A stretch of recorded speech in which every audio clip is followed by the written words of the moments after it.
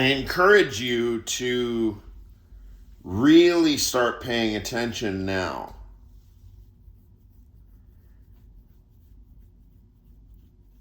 Pay attention to two things simultaneously.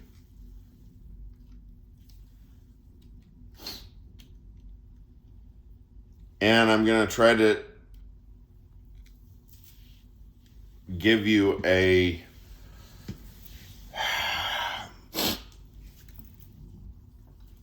name to call it, a Latin name to call it.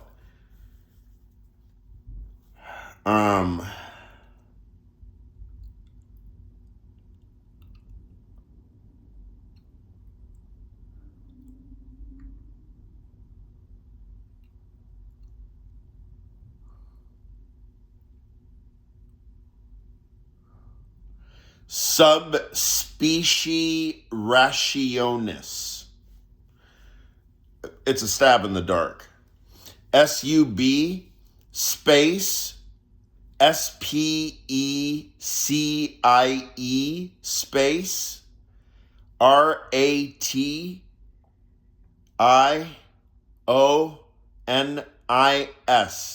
Subspecie rationis.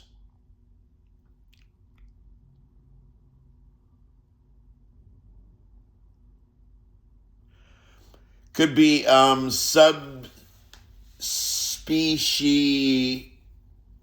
veritate.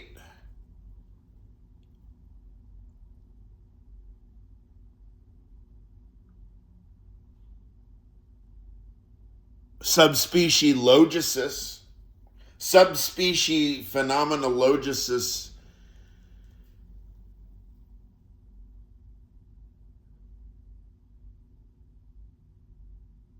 Epistemico veritate.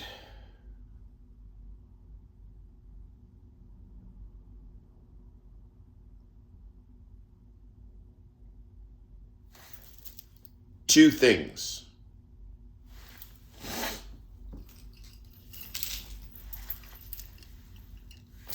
East and west. The double eagle. East and west. Rome.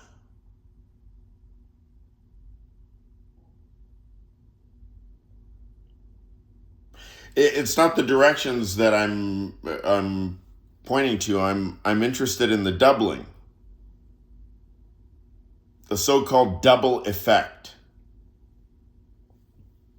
The so-called double effect is not like a so-called hard and fast rule. It's kind of has a similar feel to the way that Moklos has.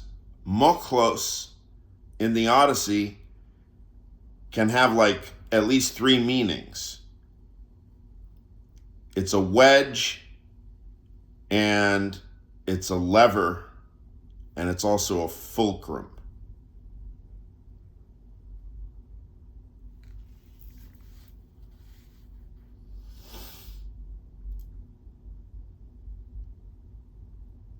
So within any of these semiotic shifts, you can navigate your way through by doing it dyadically, bivalently. Just the same way that Saussure would do it before Chomsky. Just simple dyads.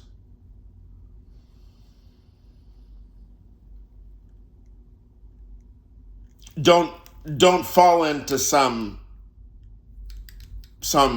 Hegelian Marxian traps like that. Just a bunch of negations can generate you something. That's not what I'm getting at all. What I'm interested in is double. Two directions of something. You have to pay attention to two directions or two movements or processes at the same time. And I also encourage you to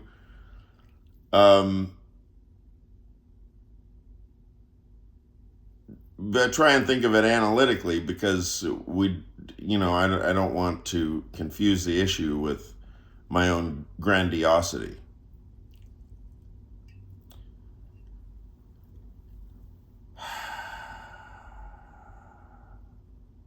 But, a certain degree of grandiosity is fairly ineradicable. I mean, just remember, look, I'm a disciple of Nietzsche, right? I mean, he literally wrote the book on grandiosity, like Zarathustra is the book on grandiosity, right? Okay, so. But see, I'm interested in keeping myself in check.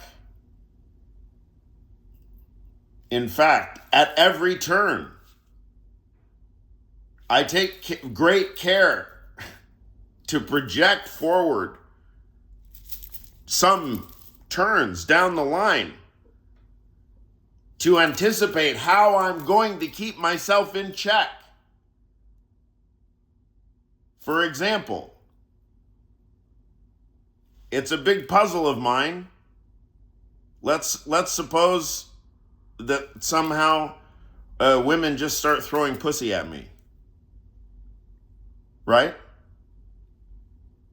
It's been known to happen. Okay, there are plenty of men, most men, for whom that would be an end in itself, or a psychological catastrophe, or a moral catastrophe, or a catastrophe of salacious hypocrisy. Familiar themes these days. Authored one and all by what? Men or individuals, but mostly men. I'll blame the testosterone, I guess. Testosterone plus just poor upbringing, I guess.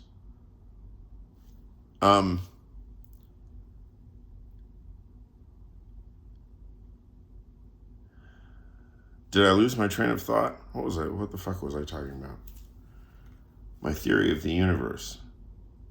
Doubling and dyadic logic or whatever. And semiotic something. And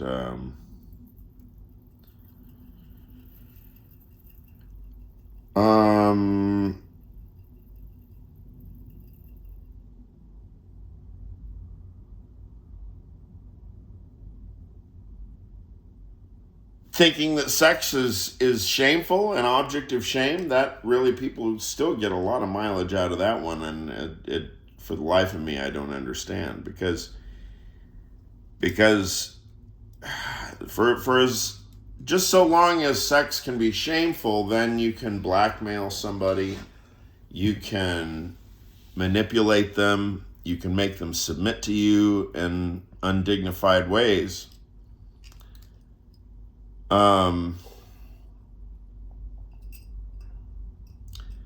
That's all predicated on shame.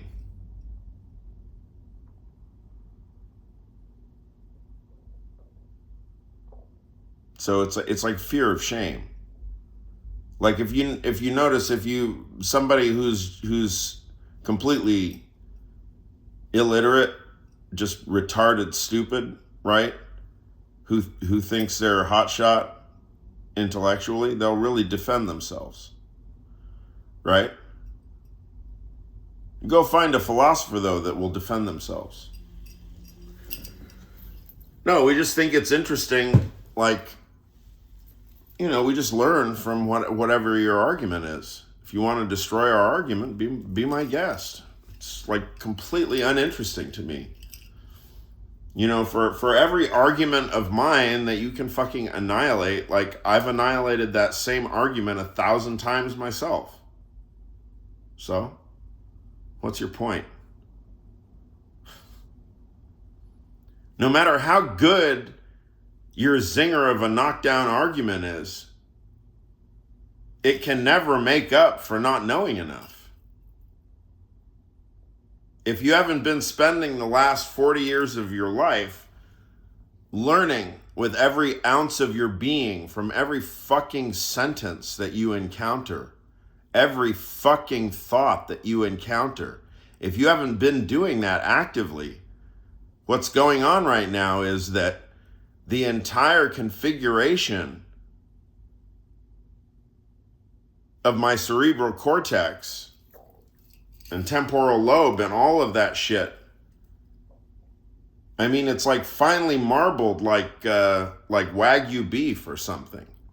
And I did it all intentionally myself by making just completely extra, unrequired intellectual effort, all driving at the grand unifying concept of what?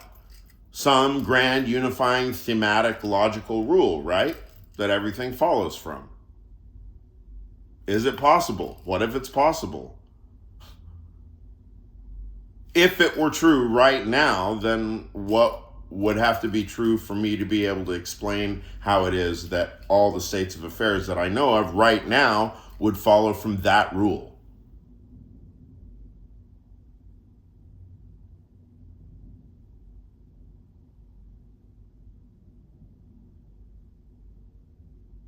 It's actually quite easy to understand objectively how much somebody knows. All you have to do is record them for 10 minutes, probably less, maybe 5 minutes. I bet you could practice spotting it. You could actually start gauging how much somebody knows. If you just keep in mind the question, how much does this motherfucker really know? How much do they think they know? Who's this person's teachers?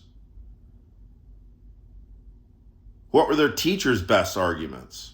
Right? That's what philosophers do. I mean, that's what we're supposed to do, and that's what I assumed that we did. Until all this recent shit happened, and then I expected sometime around 8 years ago, I would see whole syndicates of philosophers banding together and putting a stop to the illiteracy effect before it really did damage. And then it keeps doing more and more and more and more damage, and then nobody will defend it, right? So then we discover that Bannon's thesis was actually partly right. The liberal Democrat, woke, libtard, liberal democratic Enlightenment values are worthless to some degree, to the degree that whoever it is that takes the luxury of a paycheck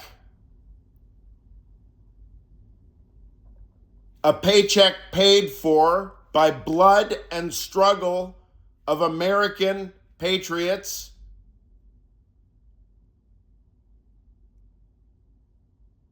you take advantage of the underlying presupposition, dear professor, but then when the underlying presupposition itself is under threat, you don't recognize that suddenly your life is called to service, as though you were a religious soldier. Your life is called to service, in the service of pure reason, right now.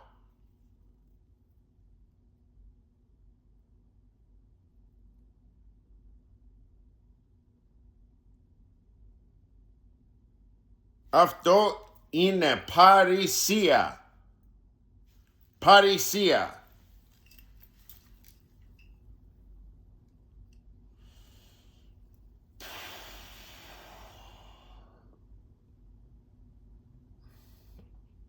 Μιλάω αλήθεια μόνο.